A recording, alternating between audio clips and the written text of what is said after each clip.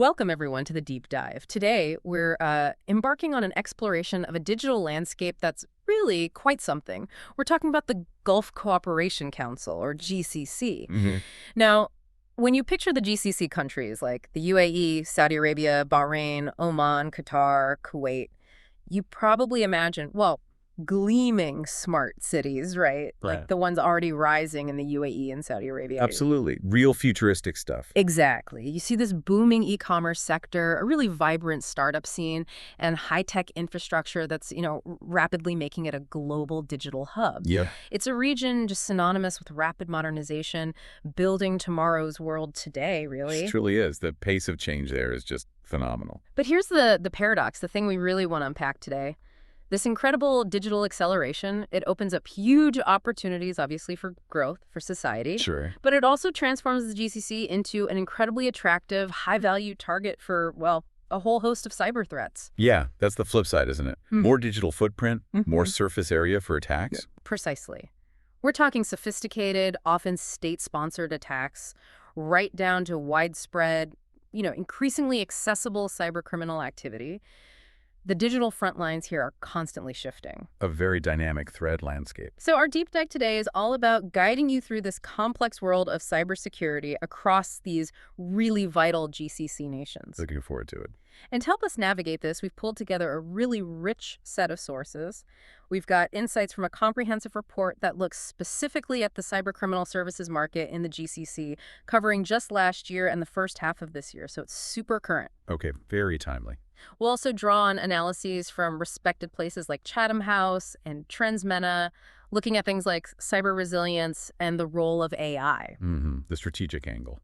And to see how nations are responding, we'll delve into Kuwait's detailed national cybersecurity strategy. Plus, we've got some powerful, really inspiring insights from the Women in Cybersecurity Middle East Initiative, YCSME. We'll definitely get into that later. Oh, fantastic. That's a great initiative. Yeah.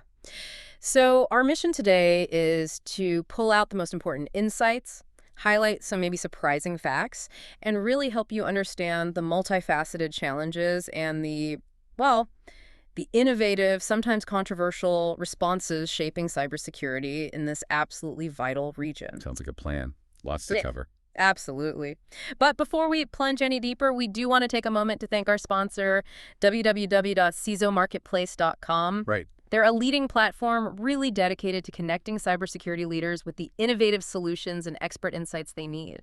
Helping them protect their organizations in today's pretty complex digital landscape. A really valuable resource in this field. Definitely. You can find them at www.cisomarketplace.com. It's fascinating if you just step back for a second, how the very progress driving the GCC's transformation, economically, socially, Mm. it inherently expands its digital attack surface. Right. It's that classic double-edged sword scenario. You see it in rapidly developing regions, but maybe nowhere quite as intensely as in the Gulf, just given the sheer speed of their digital ambitions. I see. It's like every new smart city initiative, every new e-government service, it adds another potential way in for attackers. Precisely. Each step forward digitally creates new potential vulnerabilities to manage. Okay, so let's start by shining a light on that dark side, the shadow cast by this digital boom, our first section. The dark web's shadow over the Gulf, unpacking the cybercriminal market from 2023-2024. This gives us that really current picture. It does, and it's quite a stark picture, frankly. The GCC isn't just another target for cybercriminals. It's really seen as a high-value target, almost a digital goldmine, you could say. Why specifically? What makes it so attractive? Well, look at the landscape. You've got incredibly high rates of digitalization across pretty much all sectors, some of the highest living standards globally. And it's a region actively pursuing aggressive economic diversification, moving beyond oil, and really pushing technological development. Mm-hmm. I mean, just to put it in perspective, global finance ranks the UAE 18th globally and second in the entire Middle East for technological advancement. Oh. Now, combine that digital sophistication with the region's, massive role in the petroleum industry. Saudi Arabia and the UAE are consistently in the world's top 10 oil producers. Right, the wealth factor. Exactly. This immense financial prosperity, coupled with that rapid digital adoption, just creates this irresistible allure for threat actors looking to, well, cash in on vulnerabilities. That makes perfect sense. The richer the digital environment, the more tempting it is for the bad guys. And the research behind this, it's not just a few anecdotes, is it? It sounds incredibly thorough. Oh, it's definitely comprehensive. We're talking about an analysis that spanned, I believe, 380 Telegram channels and dark web forums, Okay. sifting through over 250 million messages. A quarter of a billion messages. Yeah. From a user base, they estimate exceeds 65 million people globally interacting in these spaces. Yeah. So this isn't just, casual observation. It's a deep data-driven scan of that underground economy. And crucially, the time frame, January 2023 to June 2024, means these are really fresh insights, right? Which is vital in cybersecurity. Things change so fast. Absolutely. The recency is key. It gives us a near real-time snapshot of the evolving threats and, importantly, the dynamics of cybercriminal interest in the region. It paints a clear, if rather alarming, picture of where these actors are focusing their efforts. And it highlights the industrialization of it all. Exactly. This is a highly organized, market-driven ecosystem. It's not just lone hackers anymore. It's a business. So speaking of focus, what are the key trends, the hotspots? Where are these cybercriminals really aiming their efforts within the GCC, according to this research? Well, the data is quite telling. The UAE accounts for, get this, 40% of the dark web posts related to the region. 40%? Wow. Yeah, followed pretty closely by Saudi Arabia at 26%. Okay, so those two are the big ones. Why them specifically? Well, it's not entirely surprising when you think about it.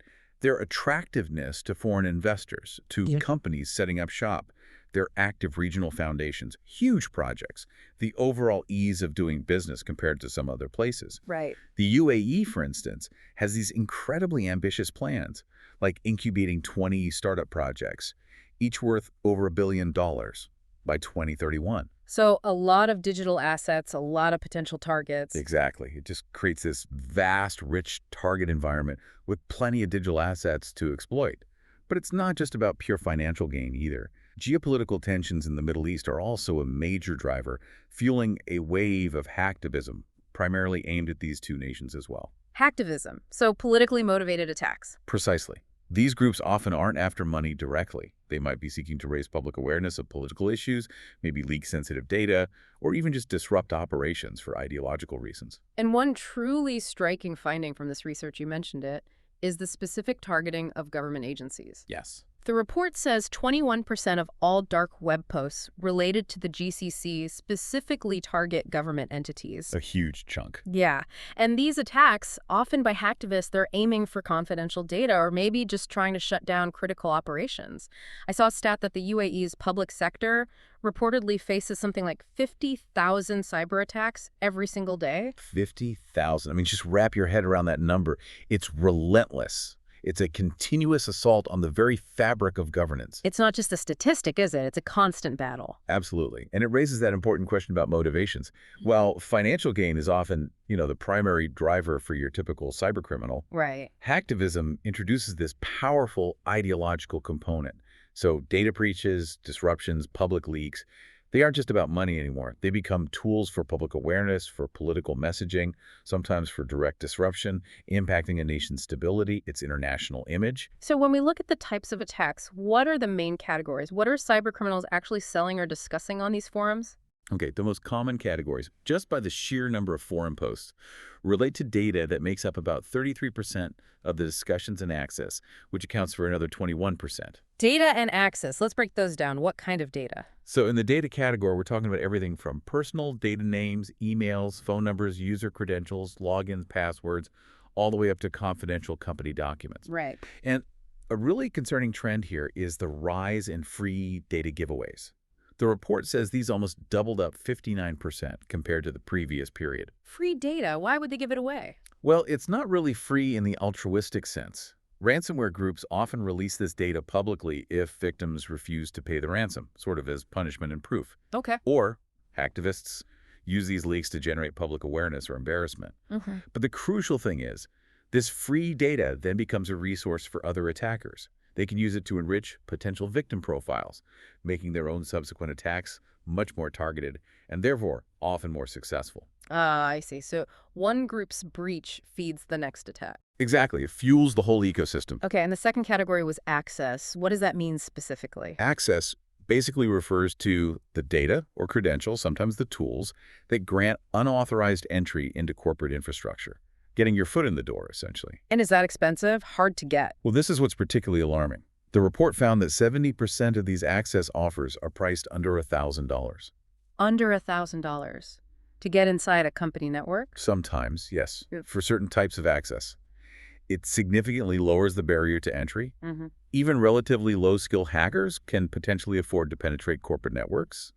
You don't necessarily need nation-state level resources anymore to gain initial access.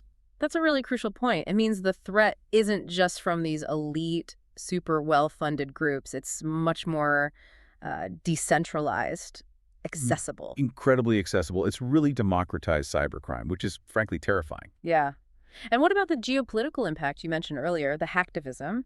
How is that playing out in terms of specific attacks? Well, those geopolitical tensions in the Middle East have definitely fueled a significant wave of hacktivist attacks. Ugh. We saw a really stark increase, 70%, in DDoS attacks in the first half of 2024, compared to the same period in 2023. DDoS, distributed denial of service, that's where they flood a system to take it offline. Exactly. Overwhelm the target servers so legitimate users can't access them. And there was a notable example just recently. In July 2024, a 6-day continuous DDoS attack on a UAE-based bank. 6 days, wow. Yeah, and it was explicitly orchestrated by a hacktivist group making political statements. Yeah. It really demonstrates how quickly real-world conflicts can spill over into the digital realm, impacting critical services, impacting financial stability. This dark menu, then, it's not just a list. It highlights this chillingly efficient, market-driven system designed to exploit the very digital progress the GCC is so proud of. And the affordability. That means the barrier to entry for potentially devastating attacks is just shockingly low. It turns even, amateur bad actors into serious threats. That feels like the really alarming takeaway for businesses and governments there. It absolutely is. So let's dive into this menu. What are they actually selling and for how much? It's like a dark web catalog, but the items have real-world damaging consequences. Let's start with breach data. Okay, so corporate databases are a prime commodity. They're selling, on average, for around $2,300 per database. And are buyers looking for specific types? Oh, yes. They often request data from specific industries. Finance is the most sought after. That's 40% of requests. You have commerce at 20%, government at 16%, and manufacturing at 12%. Makes sense. Follow the money or the sensitive info. Exactly. And when ransomware groups hit GCC companies and steal data, which happens a lot, the UAE accounts for about 65% of those published incidents. Saudi Arabia, 25%. The service sector, 26%, and manufacturing, 22%, seem to be key targets for these data breaches. And if the ransom isn't paid, this sensitive data often gets dumped publicly, which just amplifies the damage enormously. Right. The breach itself is bad. The public leak is even worse. Now, network access, that sounds like the ultimate prize for many attackers, right? Getting inside. It's definitely a major initial entry point, the keys to the kingdom, potentially. What kind of access are we seeing offered, and what are the price points like? You said some are under $1,000, but what about the higher end? The prices vary hugely depending on the target and the level of access. You might see access to, say, a university network offered for as little as $15. $15? Yeah. But then at the other extreme, the report mentions an offer for domain administrator rights to a UAE-based bank's entire infrastructure for a staggering $25,000. Okay, that's a massive range. Yeah. What types of access are most common? The most common ways in the gills are through legitimate remote access tools that have been compromised, things like VPN or RDP connections, remote desktop protocol. That accounts for about 45% of the offers. So using the front door, essentially, but with stolen keys. Pretty much. Another 15% involve other remote access programs like AnyDesk, Screen Connect, Citrix, or RDWeb tools that basically let an attacker take full control of a computer from anywhere. Right. Email access is also sold quite often. This can be used for initial phishing campaigns targeting others within the company, or just gain access to confidential information, spy on communications, maybe launch more targeted attacks against customers or suppliers later. And what about the level of privilege? Does that vary too? Oh, definitely. About 54% of the offers are for local administrator rights on a specific machine, but 26% offer domain administrator rights. And domain admin is the big one, right? That's control over everything. That's the keys to the entire kingdom, yes. Full access to pretty much all computers and servers within that company's network domain. Even basic user rights are sold, making up 20% of offers, with the expectation that the buyer will then try to escalate those privileges themselves once they're inside. So it caters to different skill levels and budgets. Exactly. A wide range of options and pricing. catering to attackers from the novice script kiddie right up to sophisticated groups. So it's not just about getting in, but how deep you can go, and the price reflects that. Beyond direct network access, what about tools specifically for financial fraud? Yeah, financial fraud is highly prevalent on these forums. Carding, for example, that's the sale of stolen payment card data. Credit card numbers and stuff. Exactly. Full data sets typically include the card number, expiry date, CVV code, often the cardholder's name, address, phone number, email, Hmm. everything you need. These data sets can start at around $30, or sometimes they're sold based on a percentage, say 30% or more, of whatever funds the buyer manages to withdraw using the card. Risky business model. Highly. Then you have cash-out services. These only account for about 4% of posts, but they're crucial for the criminals. What do they do? They help launder and actually monetize the funds stolen from hacks and scams. Sometimes this even involves hiring front persons, real people, to go and make physical cash withdrawals from ATMs or banks when ID verification is needed. It shows a really organized criminal network behind it. Wow. Okay. And in today's world, deception and disinformation must be a big part of this dark market too, right? Fake documents, fake news. Absolutely huge.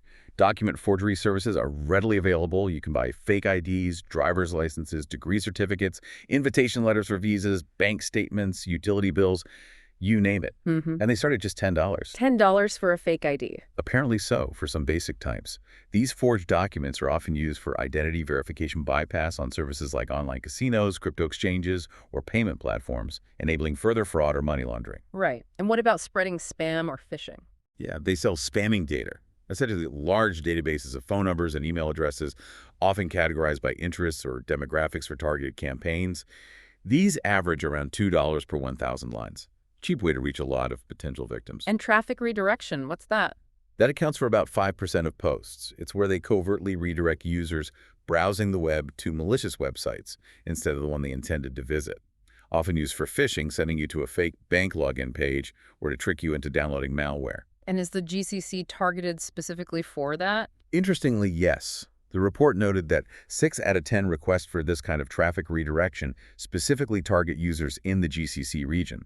It indicates a really keen interest in engaging users from this area in scams, particularly, it seems, those linked to cryptocurrency investment fraud. And it seems like they've really lowered the bar for actually doing the crime, too, with these ready-made kits. Precisely. You can buy ready-made scam packages for an average cost of around $200. Phishing pages, like those fake bank logins, go for about $150. Full toolkits to run your own phishing campaigns might start from $200. So you don't even need to know how to code this stuff yourself. Not at all. It makes it incredibly easy for even low-skilled individuals to acquire the tools needed to launch fairly sophisticated attacks, steal personal data, grab credentials. It's fostering a whole new generation of cybercriminals, really. So this isn't just a marketplace for elite hackers. It's this bustling, almost industrialized economy for anyone looking to get into illicit digital activities, like a dark e-commerce site for crime. That's a pretty good analogy, unfortunately. When we look at the industries being targeted, which sectors are most vulnerable based on these dark web discussions, and what are the unique threats they face? Well, unsurprisingly, government agencies and critical infrastructure remain a prime target. They account for that 21% of posts we mentioned. The main goals there seem to be data theft, getting sensitive information, and service disruption.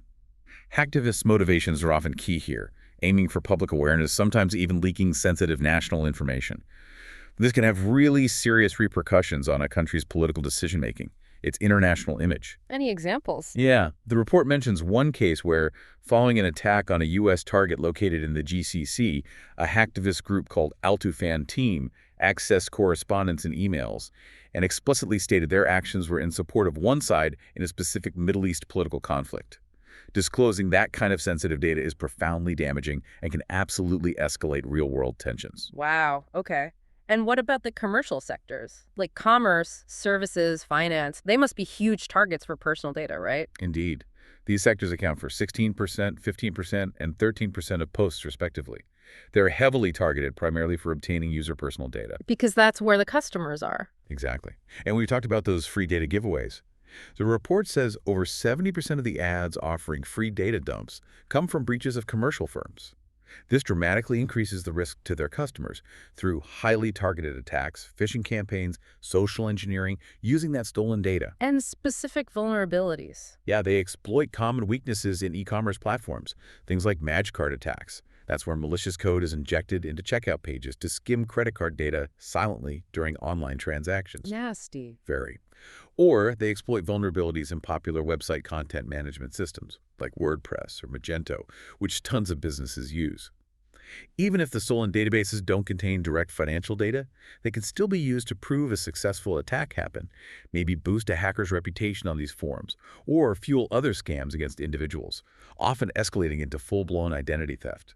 And you mentioned earlier how criminals combine data. Yes, and this is really insidious. They don't just use data from one breach. Cybercriminals actively aggregate information from multiple incidents to enrich victim profiles. So they build a more complete picture of someone. Exactly. They combine maybe login details from one breach with personal info from another, maybe address details from a third.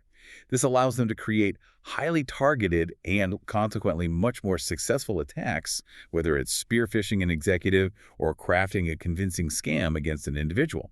They build this comprehensive dossier, increasing their chances of success exponentially.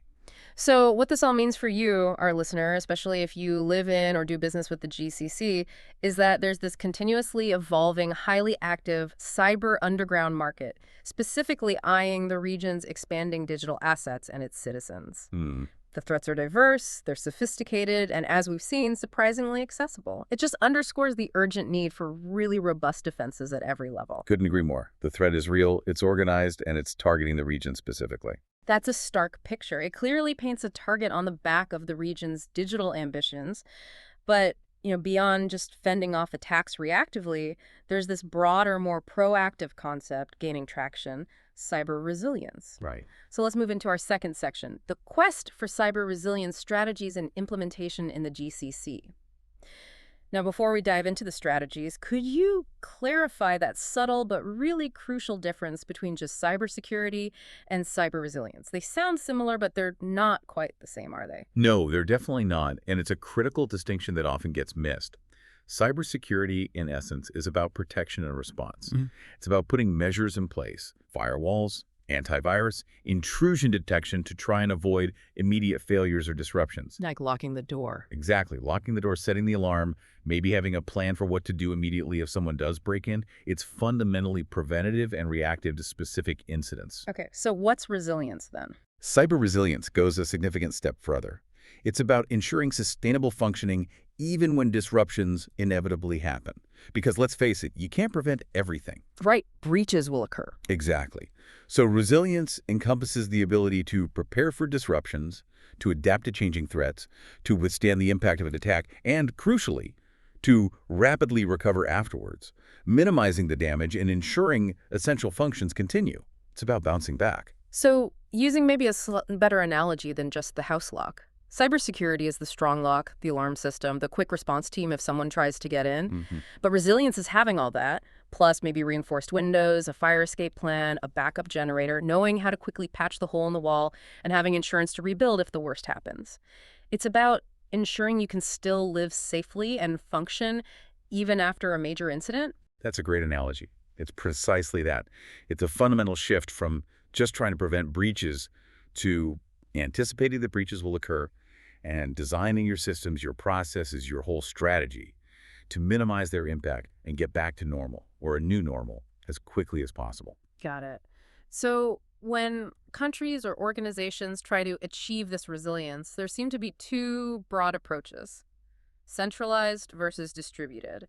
Could you unpack that framework for us and how it tends to play out in the GCC? Sure, think of it as a spectrum of control and decision-making. A centralized approach puts the power, the decision-making authority, in a single body, a single agency, maybe even a single location. Like a national cybersecurity center making all the calls? Sort of, yes. Yeah. This model can be very effective for countering certain types of threats, particularly strategic information threats. Things like managing government narratives, countering large-scale propaganda campaigns, or enforcing nationwide content controls. Decisions can be made quickly and applied uniformly. Okay. And the distributed approach? A distributed approach, on the other hand, disperses the power and the operational tasks over many different sites or organizations. Think individual government ministries or private companies, each responsible for their own defense and response, perhaps coordinated loosely. Right. This tends to be more effective for countering frequent, disparate intrusions into vast, complex networks like the internet itself or large corporate systems. Individual nodes can react quickly and autonomously to local threats without waiting for central command. So, where have GCC states typically landed on this spectrum? Historically, and based on the analysis from sources like Chatham House, GCC states have generally leaned more toward centralized approaches. They've often prioritized things like internet filtering, social media monitoring, and narrative control over perhaps fostering more distributed, sustainable network recovery capabilities within individual organizations. And why that focus? Well, events like the 2011 Arab Spring protests, which relied heavily on social media, and the 2017 Qatar diplomatic crisis, which involved information warfare, really highlighted the perceived dangers of uncontrolled information flows and the need, from their perspective, for strong central control over the information environment. That's a really important distinction, especially given the unique geopolitical dynamics there. It sounds like the GCC is dealing with what some call a double threat perception. It's not just the usual cyber risks. They certainly are. It's a dual challenge. On one side, they face the significant traditional cyber threats that most developed nations grapple with: damaging ransomware attacks and encrypting critical data, widespread cybercriminal fraud targeting businesses and individuals, and those sophisticated state-sponsored APTs, advanced persistent threats. APTs, those are the really high-end, stealthy attacks, often for espionage or sabotage. Exactly. Highly sophisticated, long-term campaigns, typically run by nation-states or state-backed groups. Iran-linked cyber espionage, for instance, is a recurring threat for several GCC states, aligning with Iran's broader cyber strategy. And we can't forget the infamous Shamoon attacks back in 2012 against Saudi Aramco and Qatar's Rosgas. Those were pure data deletion, sabotage attacks, and Shamoon variants popped up again in 2016, 2017, showing the persistence of that kind of destructive threat. Okay, so that's the traditional side. What's the other half of this double threat? Well, here's where it gets really complex, connecting back to that centralized control preference. The second major perceived threat is information warfare and the control of online discourse. How so? With extremely high per capita wealth and massive internet and smartphone penetration, social media platforms, especially Twitter, historically became the primary public sphere in the GCC, particularly given the tight control over traditional media. Right, everyone's online. Exactly. So for GCC governments, monitoring and controlling social media became a key pillar of what they consider cybersecurity. They're deeply concerned with managing online narratives, countering what they see as disinformation or harmful content, and mitigating any perceived threats to political stability that might bubble up from online conversations. And these two types of threats, the traditional hacks and the information control, they don't always stay separate, do they? The lines can get blurry. No, the lines blur frequently, sometimes intentionally. We see tactics like hack and leak operations, where a system is breached not just to steal data, but to strategically leak sensitive or embarrassing information to influence public opinion or undermine trust in an opponent. Like political cyber warfare. Precisely. A prime example was the 2015 leak of documents from the Saudi Ministry of Foreign Affairs, claimed by a group called the Yemen Cyber Army, where hacked information was clearly released to achieve political objectives. This kind of tactic was also reportedly a central feature during the 2017 Gulf crisis involving Qatar. It shows how cyber intrusion capabilities can be directly weaponized for geopolitical leverage and information warfare. And this dual concern, defending networks and controlling information, leads them towards a certain international stance. Yes, it tends to align the GCC states more with the concept of cyber sovereignty, which is also favored by countries like Russia and China. This model prioritizes national control over internet infrastructure and content within their borders, emphasizing state rights over more open, global, multi-stakeholder internet governance model often championed by Western democracies. You can see this reflected in their voting patterns on relevant resolutions at the UN General Assembly regarding cyber governance and cybercrime treaties. Okay, so given these dual threats and this leaning towards centralization, what's the overall state of cybersecurity policy and investment in the GCC today? What concrete steps have they taken?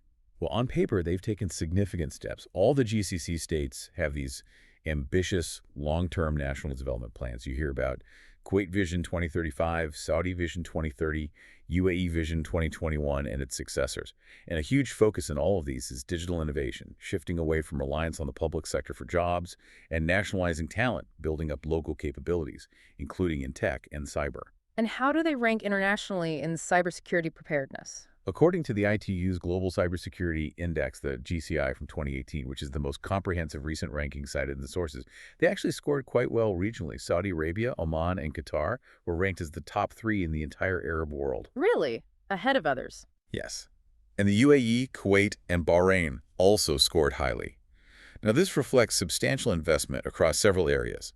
Legal frameworks like cybercrime laws, organizational structures, setting up national cyber agencies, technical measures, capacity building programs, training, and efforts toward international cooperation.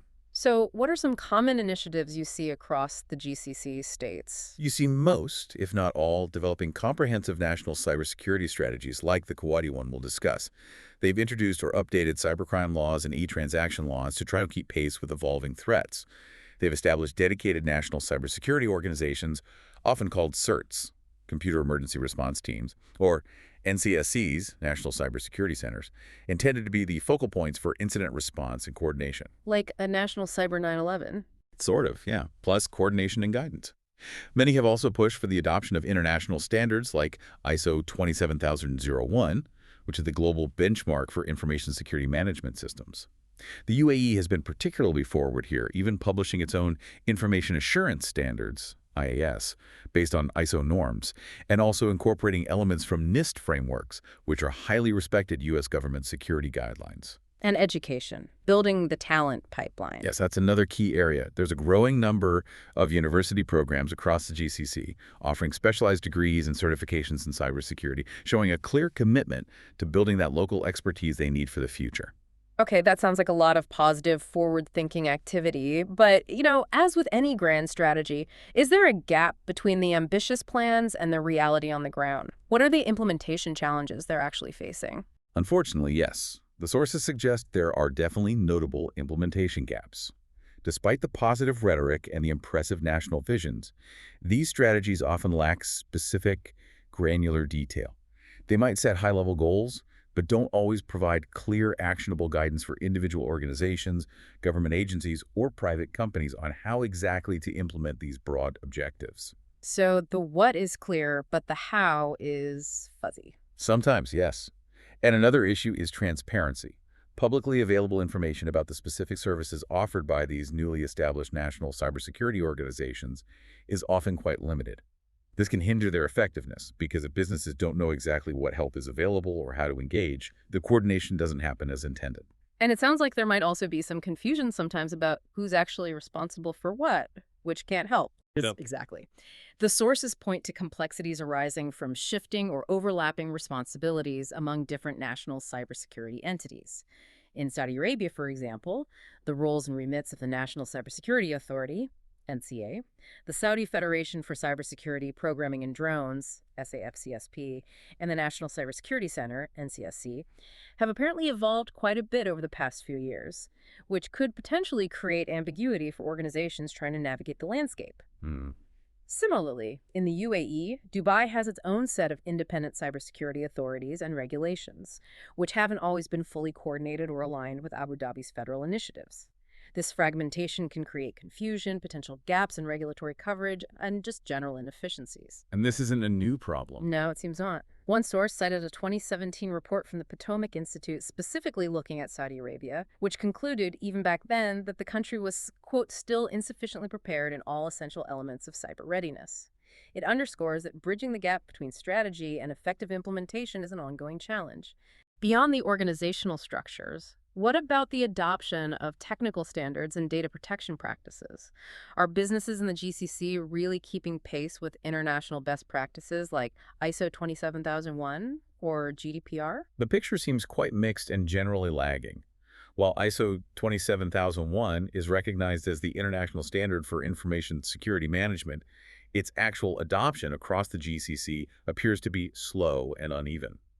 Many businesses might still be using older versions of the standard or perhaps haven't implemented it comprehensively, if at all. Really? Even with the government push? Apparently so. Huh. One academic survey mentioned, specifically in Saudi Arabia, found that implementing security standards actually ranked below personnel issues and management issues in terms of priority for cybersecurity professionals within organizations. That's surprising. It suggests that even where the educational opportunities exist, translating that knowledge into consistent, robust professional practice within businesses remains a hurdle. Mm. Maybe it's resource constraints, maybe lack of awareness at senior levels.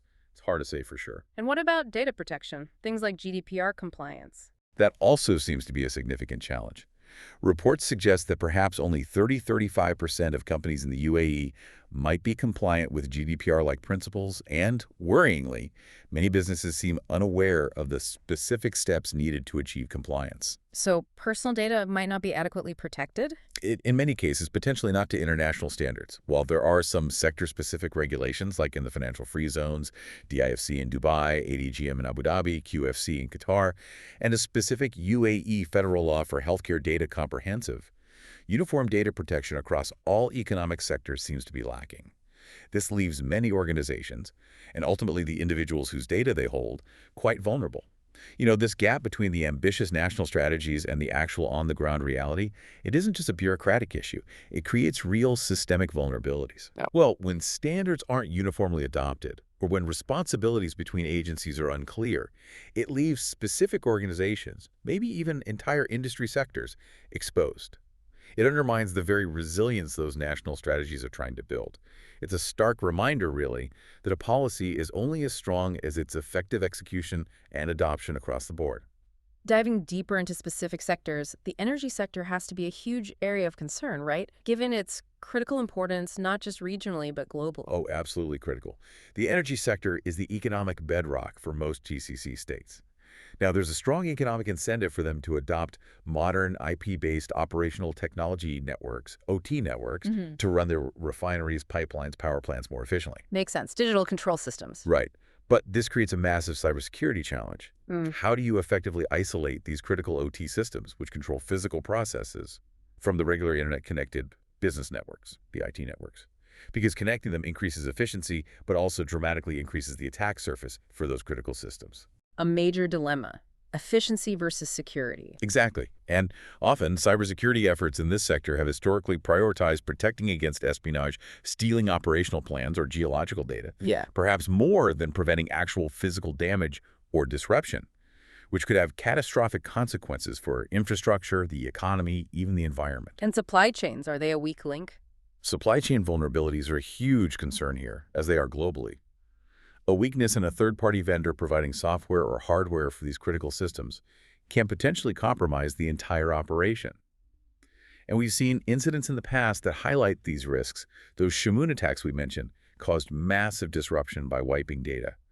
There was also malware specifically targeting petrochemical industrial control safety systems discovered in the region in 2017. These incidents underscore the critical high-impact risks facing the energy sector. Okay, let's unpack this theme we touched on earlier. The overemphasis, perhaps, on centralized control. What does that look like in practice, especially when it comes to cybercrime laws? Because it sounds like they often go beyond what we might typically think of as cybercrime. This is a key area where that centralized control philosophy becomes very evident and has significant implications. Many GCC cybercrime laws tend to focus heavily on content control, rather than solely on traditional cybercrime like hacking, fraud, or malware distribution. How do they define cybercrime, then? They often expand the definition using quite broad, sometimes vague language. This criminalizes a wide array of online speech. Things like insulting religion, defaming the state's reputation or its institutions, criticizing rulers, or even advocating for changes to the ruling system can fall under the umbrella of cybercrime. So, political speech online can be treated as a cybercrime. In many cases, yes. These laws frequently extend to comments made on social media platforms and are often augmented by broader counterterrorism legislation, which can also have wide interpretations. The primary purpose often appears to be restricting online expression and maintaining social order, rather than exclusively combating the kinds of cyber-dependent crimes we usually focus on in the West. And that centralized control extends to surveillance and blocking communications too, doesn't it? We hear about things like Skype or WhatsApp calls being blocked sometimes. Yes, very much so. The sources point to widespread use of specialized equipment by authorities or state-linked telecom providers to block certain voice-over IP, VoIP services like Skype, sometimes encrypted messaging applications, and often VPNs, virtual private networks, which people use to bypass censorship or enhance privacy. What are the motivations for that? It seems to be a blend.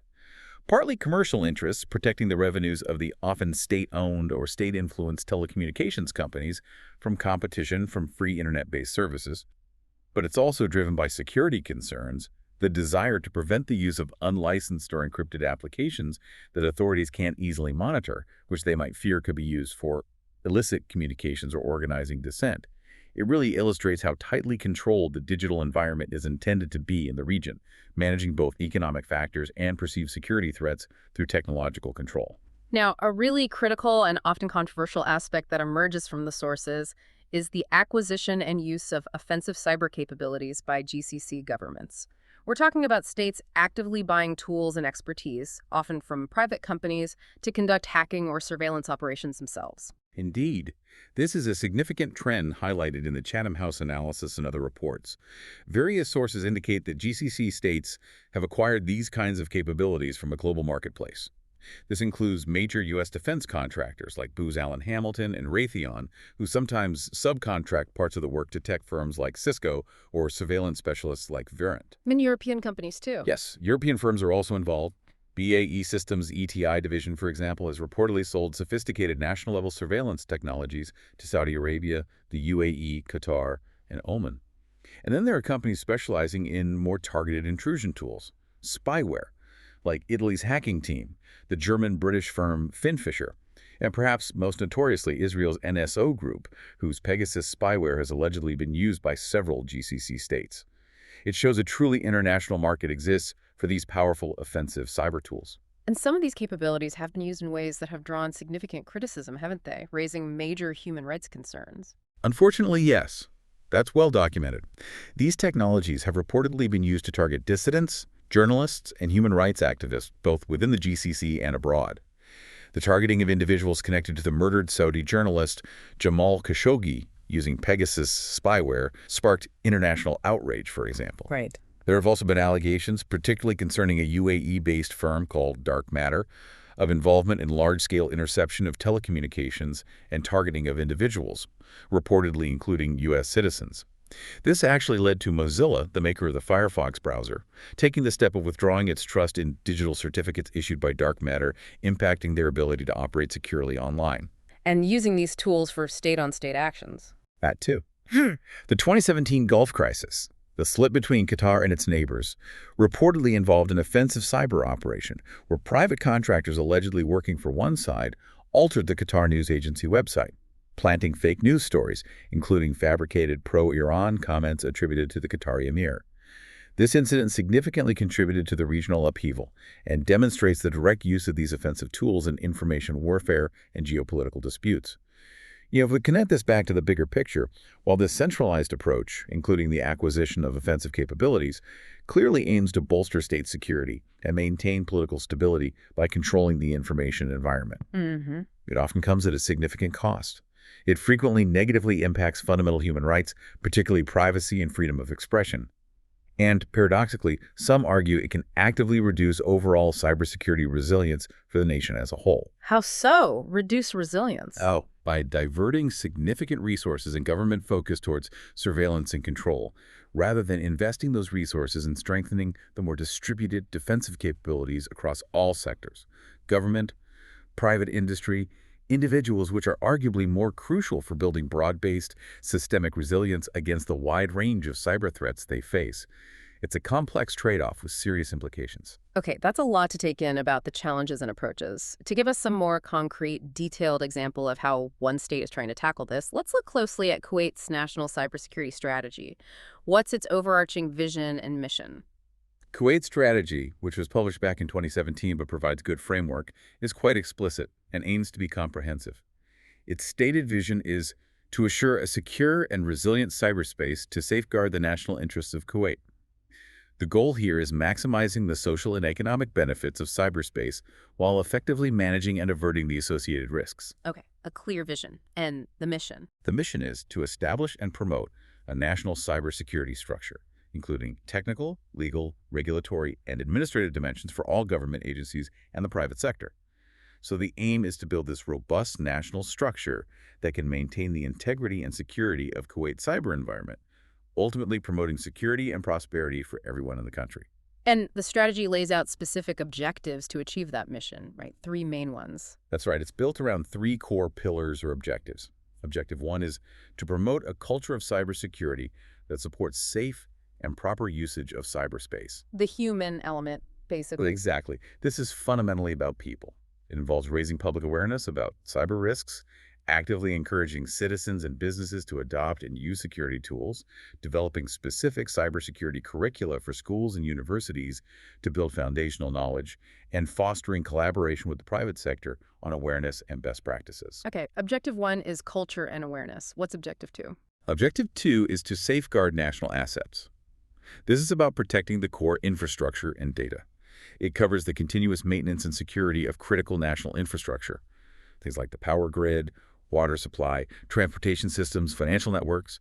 It also includes protecting national data, communication technologies, and the integrity of the internet within Kuwait.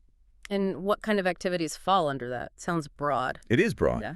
and the activities are very practical. Things like conducting continuous risk assessments and threat analysis specifically for critical infrastructure, developing robust defenses for both civilian government networks and military networks, establishing a central National Cybersecurity Center, NCSC, that would house functions like a Security Operations Center, SOC, for continuous monitoring, and a CERT for rapid incident response. Oh. It also includes setting up dedicated SOCs within vital sectors like oil, military, energy, finance, and health, recognizing their unique needs, maintaining effective incident response plans and business continuity plans across government and critical sectors, developing national cybersecurity policies and technical controls, keeping cybercrime laws updated, and importantly, monitoring compliance with these policies and controls across all relevant organizations. Very comprehensive. And the third objective? Objective 3 is to promote cooperation, coordination, and information exchange among local and international bodies in the field of cybersecurity.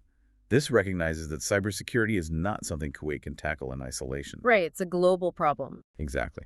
So the activities here focus on developing national information sharing partnerships, getting government agencies, the private sector, and leading cybersecurity companies to share threat intelligence effectively within Kuwait, establishing regional and international coordination mechanisms to exchange information with other countries and CERTs, and building international police partnerships for joint investigation and disruption of e-crimes and other cross-border malicious activities.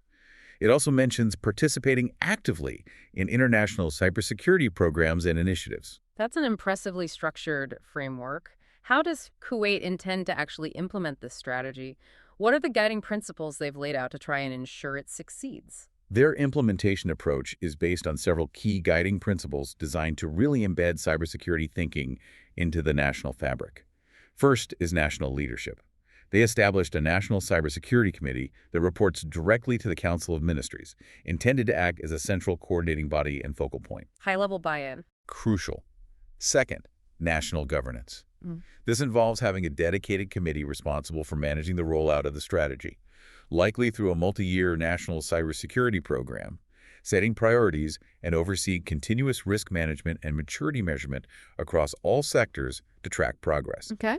Cyber risk management is emphasized as a continuous process, not a one-off task, involving assessing risks and prioritizing security activities for all government ICT systems. They also strongly highlight shared responsibilities, stating explicitly that cybersecurity is a collective effort. It's not just the government's job. It requires active participation from the private sector, academic institutions, and individuals. Everyone has a role to play. That's key. And finally, They aim for protected fundamental rights and values. The strategy document explicitly seeks to balance national security needs with privacy considerations, taking into account both national laws and international legal requirements when developing policies. It states an intention to safeguard data while ensuring that cybersecurity policies are consistent with Kuwaiti laws and preserve individual freedoms as much as possible. It's an attempt, at least on paper, to address that tension between security and liberty.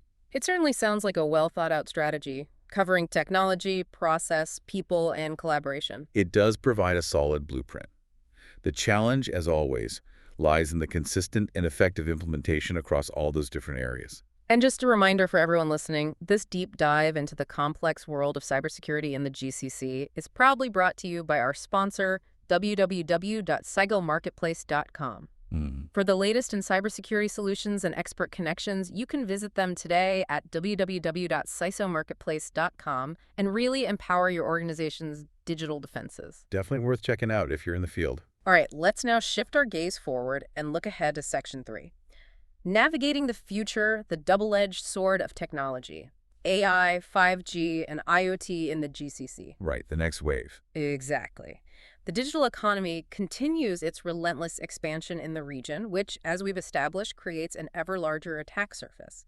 And these emerging technologies, artificial intelligence, 5G networks, the Internet of Things, they promise both immense opportunity and potentially unprecedented new threats. It's a familiar pattern, isn't it?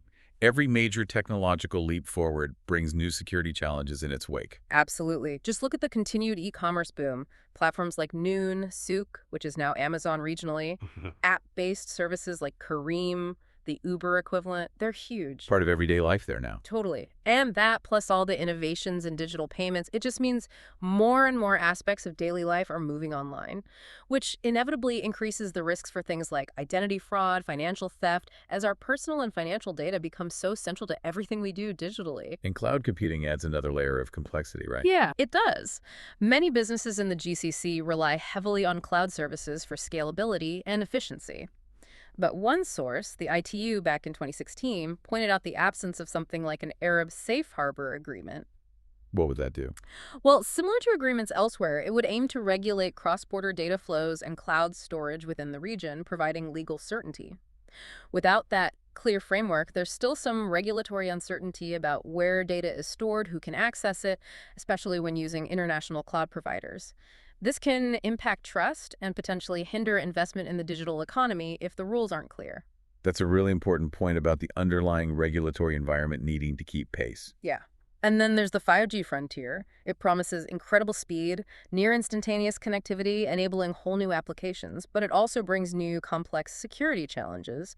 We've seen GCC states like the UAE, Qatar, Saudi Arabia proudly claiming to be among the first worldwide to implement live 5G networks. A huge statement of their digital ambition. They want to lead in this space. No doubt. But what are the cybersecurity implications hiding beneath those impressive speeds? Well, it's significant. The fundamental shift in network architecture that comes with 5G, while offering huge benefits like network slicing and low latency, could inherently increase the attack surface and introduce new types of vulnerabilities compared to 4G LTE. How so? Partly because it relies more heavily on software-defined networking and virtualization, which can be complex to secure. Also, the sheer number of connected devices 5G enables, especially with IoT, creates more potential entry points. This is why we've seen such strong reactions elsewhere, like the U.S. executive order effectively banning technology from perceived national security threats, widely seen as targeting Chinese vendors like Huawei from critical 5G infrastructure.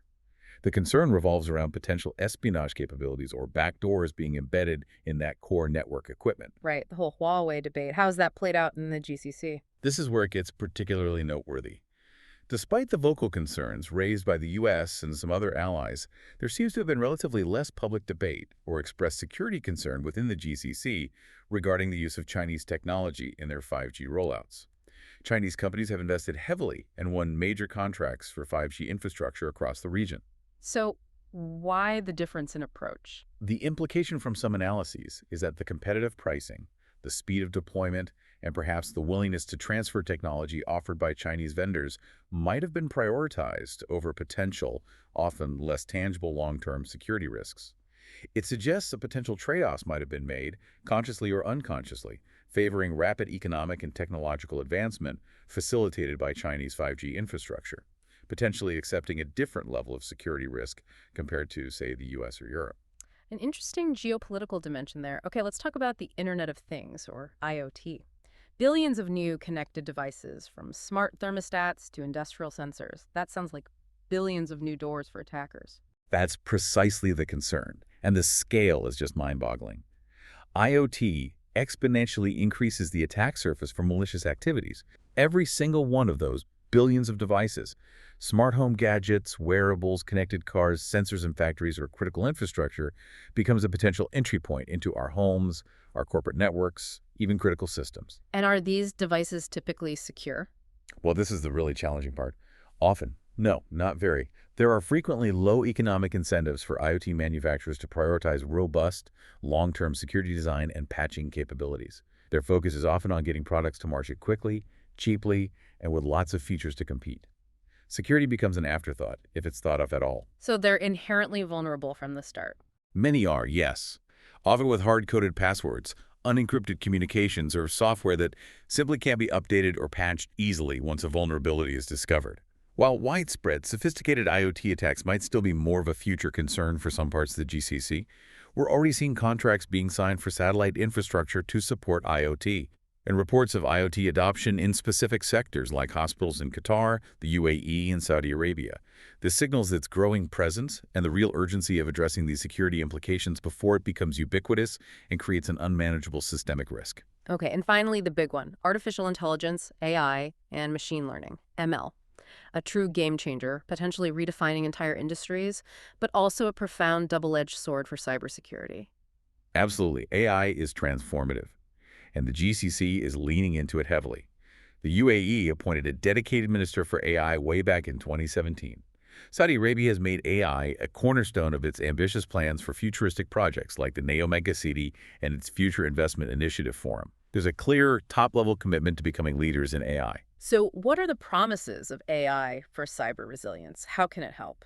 The potential benefits are huge and genuinely exciting. AI offers, as one expert put it, an exciting new avenue for research and product development in cyber defense.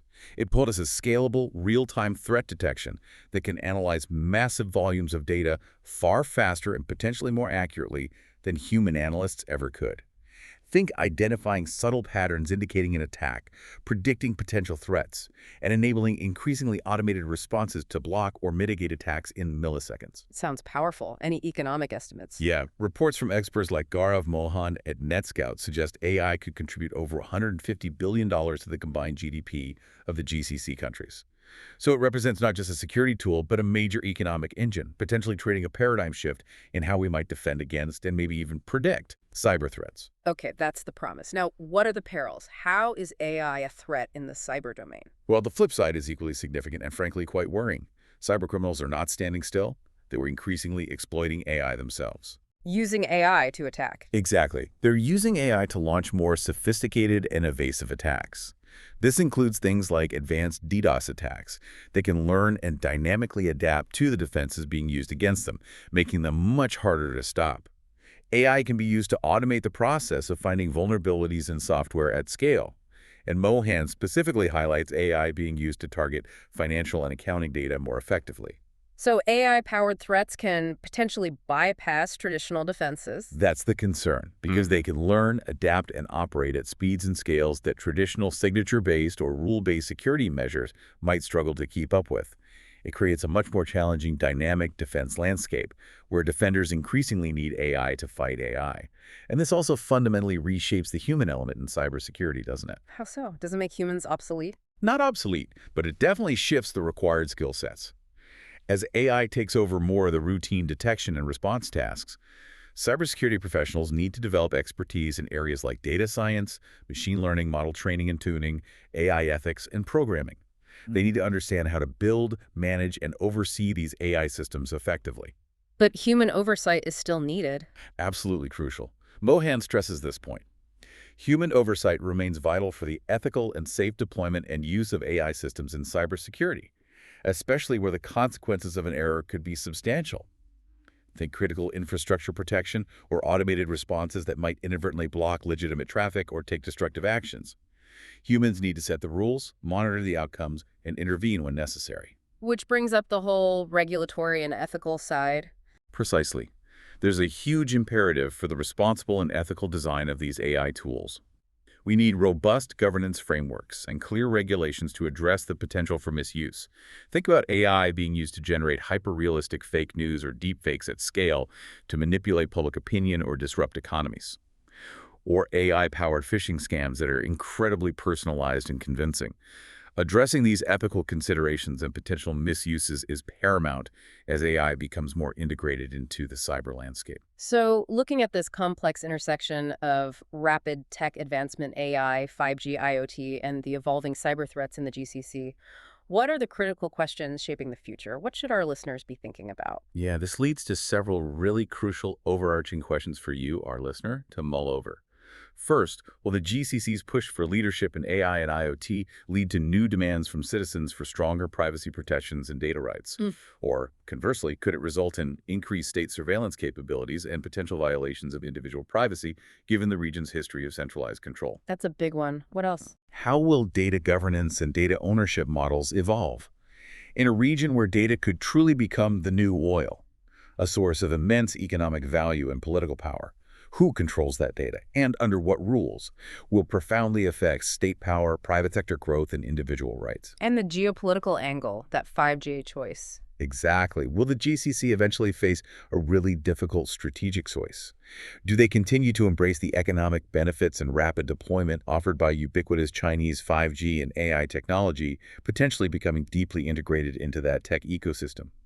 Or will they feel pressure, perhaps from the U.S., to align more closely with Western technology standards and vendors, potentially slowing down their digital transformation but remaining firmly under the U.S. security umbrella? That could become a major strategic dilemma. And regional competition, with Iran, for example. Yeah, how will these profound technological shifts affect regional power dynamics, especially the ongoing competition with Iran?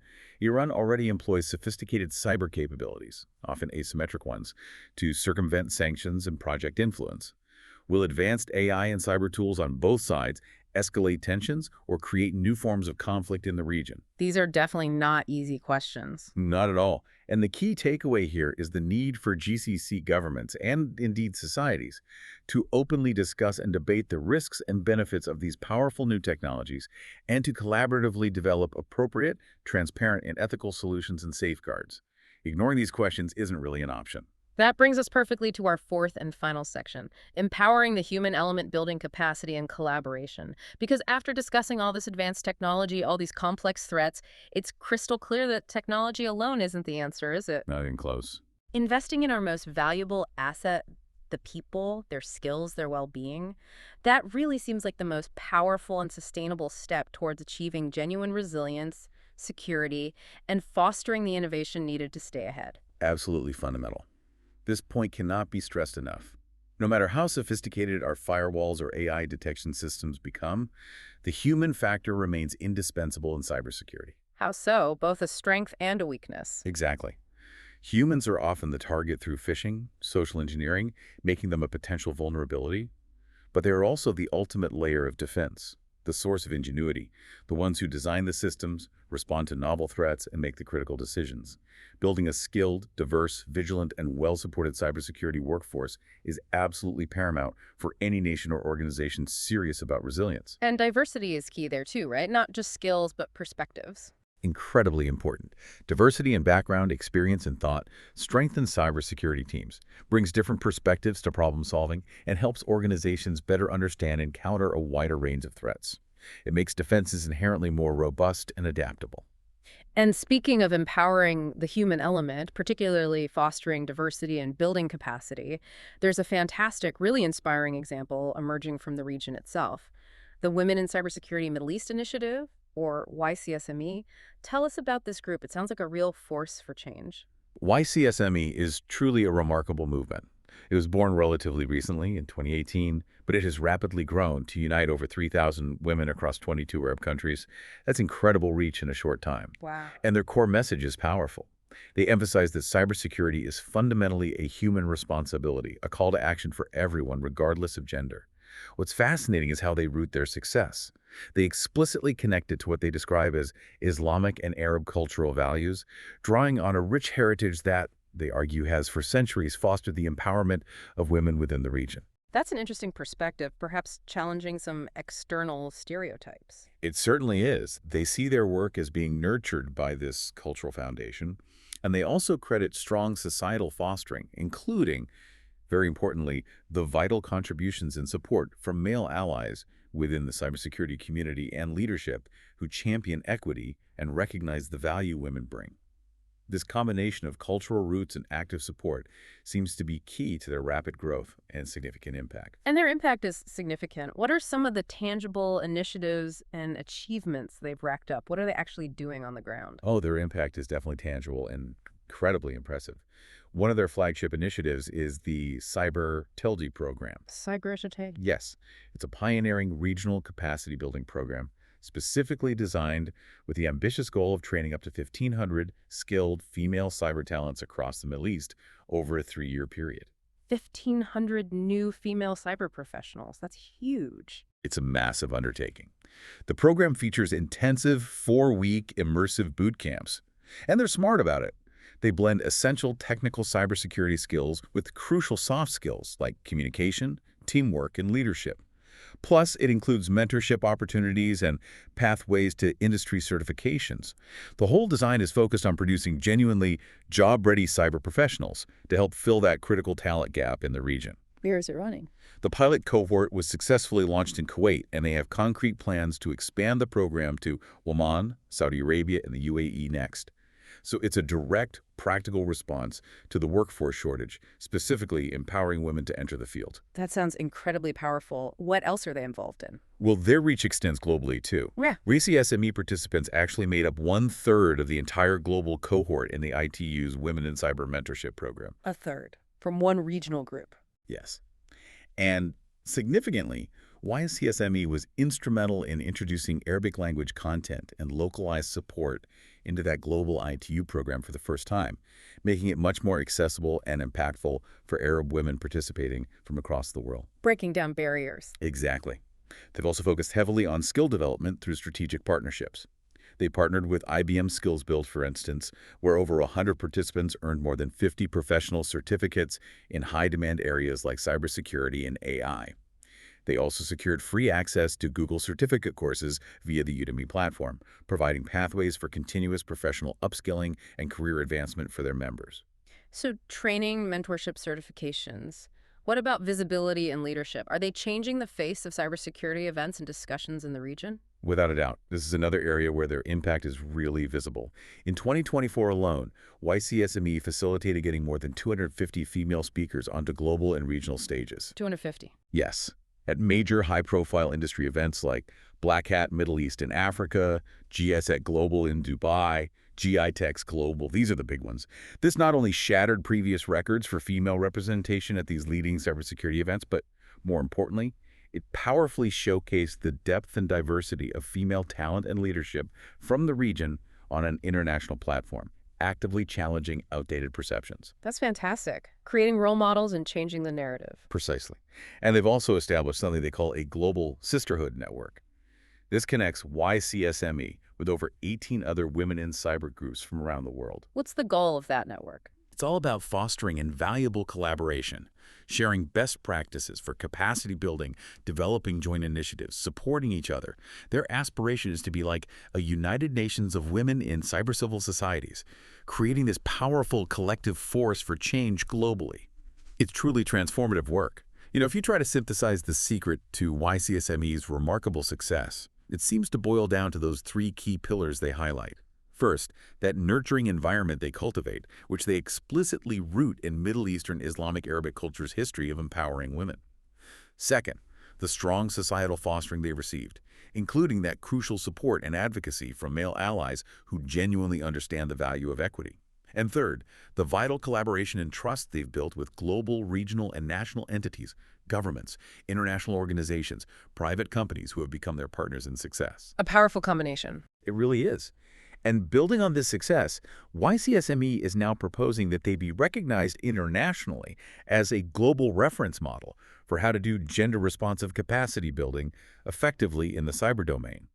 They're advocating for integrating civil society groups like themselves as active force multipliers in implementing international cybersecurity norms on the ground.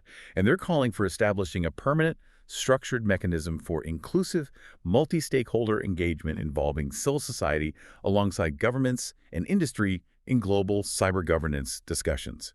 It's a bold, forward-looking, and incredibly inclusive vision for the future. Truly inspiring. Now, looping back quickly to Kuwait's national strategy, how does it specifically address this crucial area of capacity building and public awareness, aligning with this emphasis on the human element that YCSME champions? Well, Kuwait's strategy directly addresses this primarily through its Objective 1, which, as we discussed, is entirely focused on promoting a culture of cybersecurity that supports safe and proper usage of cyberspace. Right, the awareness and education piece. Exactly. That's foundational. It explicitly includes public awareness campaigns, encouraging the use of security tools among citizens and businesses, and, importantly, integrating cybersecurity curricula into schools and universities to build that pipeline of future talent and general awareness. Furthermore, their objective 2, safeguard national assets, also implicitly stresses developing national capabilities. It talks about needing skills in various cybersecurity domains, fighting cybercrime, secure software development, network security, emergency response, and acknowledges the need to potentially bring in international expertise to help build these national human capacities. So it clearly recognizes that robust national capabilities are ultimately built on human skills, knowledge, and continuous learning. It all underscores, doesn't it, the critical power of collaboration, both within nations and internationally. Cybersecurity, especially in this incredibly complex GCC landscape, certainly isn't solo sport. Precisely. It absolutely cannot be done effectively in silos. Kuwait's strategy explicitly reinforces this idea of shared responsibility, stating clearly that cybersecurity is a collective effort involving government, the private sector, academic institutions, and every single individual. Everyone has a part to play. And information sharing is key to that collaboration. Absolutely critical. Objective 3 of Kuwait's strategy specifically highlights the necessity of developing national information sharing partnerships, getting government agencies, private companies, especially those in critical sectors, and leading cybersecurity firms to effectively share threat intelligence and best practices within the country. It also calls for establishing robust regional and international coordination mechanisms for that crucial exchange of cyber threat intelligence across borders, because threats rarely respect national boundaries. Makes sense. And collaboration and enforcement, too. Yes. The strategy also mentions the goal of developing international police partnerships. This is for practical operational collaboration, joint investigations, disrupting cross-border e-crime operations, sharing forensic techniques. It also talks about participating actively in international cybersecurity programs and initiatives to learn from others and contribute to global efforts. And connecting this back to the private sector. Right. This aligns perfectly with what experts like Gaurav Mahan from NetScout emphasize. Public-private coordination is absolutely crucial for presenting a united front against cyber threats, especially now, with advanced attacks like AI-powered ones that can scale dramatically and potentially hit both public and private networks simultaneously or sequentially. Operating in silos in that kind of environment is incredibly dangerous. Effective collaboration and information sharing are no longer just nice-to-haves. They are essential for survival and resilience. What an incredible journey we've taken today, charting the cyber front lines of the Gulf Cooperation Council. It's certainly a complex and fascinating region from a cyber perspective. Absolutely. We've really seen how the region's immense digital ambitions are both this source of incredible opportunity and, almost inevitably, a powerful magnet for increasingly sophisticated and diverse cyber threats. The two sides of the coin. We've explored the dark web markets operating with, frankly, chilling efficiency, targeting the region's wealth and digital infrastructure. We've looked at the transformative but also perilous potential of emerging technologies like AI, 5G, and IoT, and how they're reshaping the threat landscape. And the unique strategic responses. Exactly. We discussed that blend of centralized control and more distributed approaches to building resilience, the GCC's unique double threat perception, juggling traditional cybercrime with information control, and then crucially, we highlighted the vital, absolutely indispensable role of empowering the human element, building capacity, fostering diversity, and enabling collaboration so powerfully exemplified by groups like CISO. So at the end of the day, what does this all mean for you, our listener? Where does this leave us? Well, I think the future of cyber resilience in the GCC, and frankly, this applies globally as well, it's not going to hinge just on deploying the latest technological defenses or even solely on the speed of digital transformation. Well, will it hinge on them? It's going to depend on achieving and maintaining a delicate, ongoing rebalancing act. It's about constantly finding the right equilibrium between that desire for strategic, centralized control, which governments often prioritize, and fostering decentralized empowerment and responsibility down to individual organizations and users, which is where true organic resilience often grows. Okay, control versus empowerment. What else? It's also about balancing rapid innovation, the drive to adopt 5G, AI, IoT quickly for economic benefit, with the perhaps slower, harder work of implementing robust, adaptable, and proven security frameworks that can actually stand the test of time and evolving threats, not just chasing the next shiny object. Innovation versus robust fundamentals. Precisely. And crucially, it's about balancing legitimate national interests and security concerns with the absolute necessity of deep, transparent global collaboration and information sharing. Because cyber threats don't respect borders. So it's this continuous journey of adaptation. It's not a destination you arrive at. It's a constant process. And in that journey, every individual, every organization, every government agency plays a critical role in shaping a more secure, more resilient digital future for themselves, for their communities, and ultimately for the broader interconnected world. This journey isn't static. It demands constant vigilance, a commitment to continuous learning, and a real willingness to evolve and adapt as the threats inevitably do. A powerful final thought. It's an ongoing balancing act, a continuous journey. Thank you for that. And we want to give one last huge thank you to our sponsor, www.cisomarketplace.com. Yes, thank you to them. If you're looking to elevate your organization's cybersecurity posture, connect with innovative solutions, find expert insights, they really are the place to go. Check them out at www.cisomarketplace.com. A great resource. Thank you all so much for joining us on this deep dive today. We hope you found it insightful. Stay curious about these unfolding dynamics in our increasingly digital world.